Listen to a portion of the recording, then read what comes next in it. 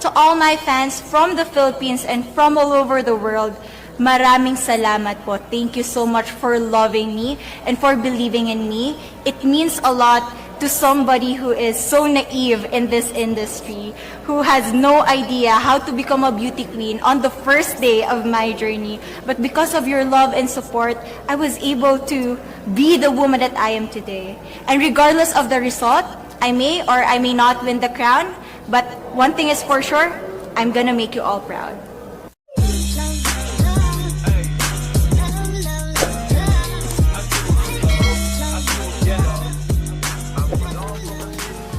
Sport is like the national pastime. That's But in true. the Philippines, some might say that pageantry is the pastime.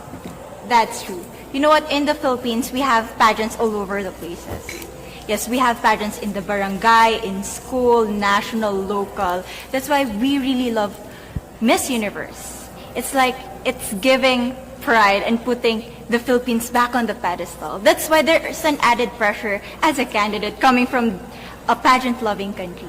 But it's a good pressure. I always look up to our former Miss Universe Philippines. They really did well in the competition.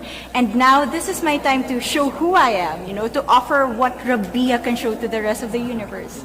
So I'm very happy, and at the same time, I'm excited to make all my kababayans proud, and hopefully I do. Why do you think it is that the Philippines love pageants? They have appreciation for beauty. We do love pageant because we used to think that we wanted to be included in the world, I have to be honest, in the Philippines, my skin color used to be not the standard of beauty. I was obsessed whitening my skin because these are the kinds of beauty queen we see on the mainstream. But things were different now. That's why I'm very proud to be a morena. In the Philippines, we call it morena. It's brown skin girl. And to be able to represent, my color, my identity as a true Filipina. Tell me about your journey to being crowned Miss Philippines. In a world that, in a country I should say, that loves pageants. That must have been a very intense process. Tell me about, your journey to being Miss Philippines. Well, my journey was crazy. You know what? I started to be a dark horse. Nobody noticed me. Nobody knows I was in the competition up until the preliminary and the coronation night. And when I won, I received different comments. Of course, there were people who didn't expect me to do well, who think that I cheated. That's why I need to redeem myself in Miss Universe. I really need to do well in this competition. And the thing is, I love pressure. I love criticism. I get better every day with that. You tell me I cannot do that, I turn to you and I'm going to say that, no, I can do it for myself. Good for you. So how does it feel then to be on the global stage? How do you feel to be here in this moment, right now?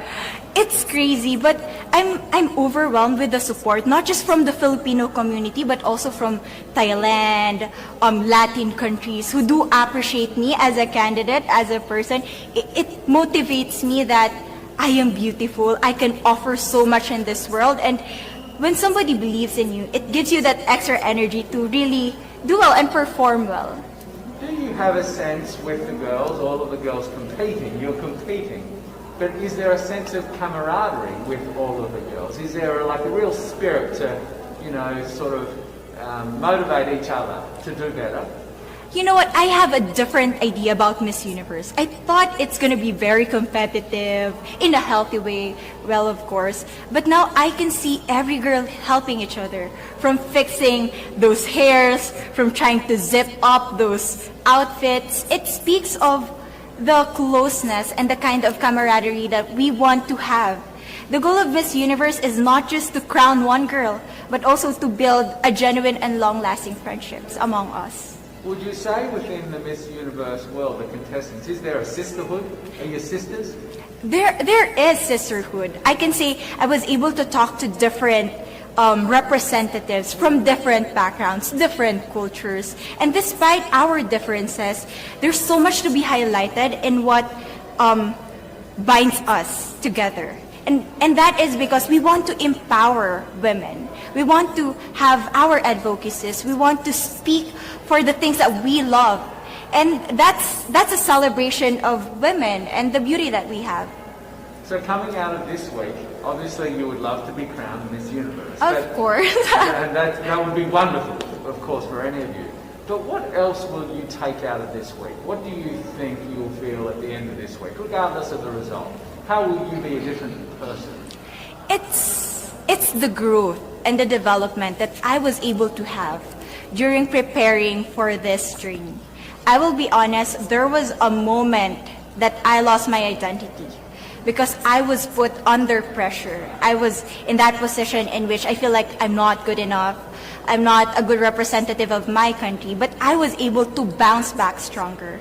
And if I was able to do that for Miss Universe, I will be able to do that in life. That is my greatest takeaway from Miss Universe.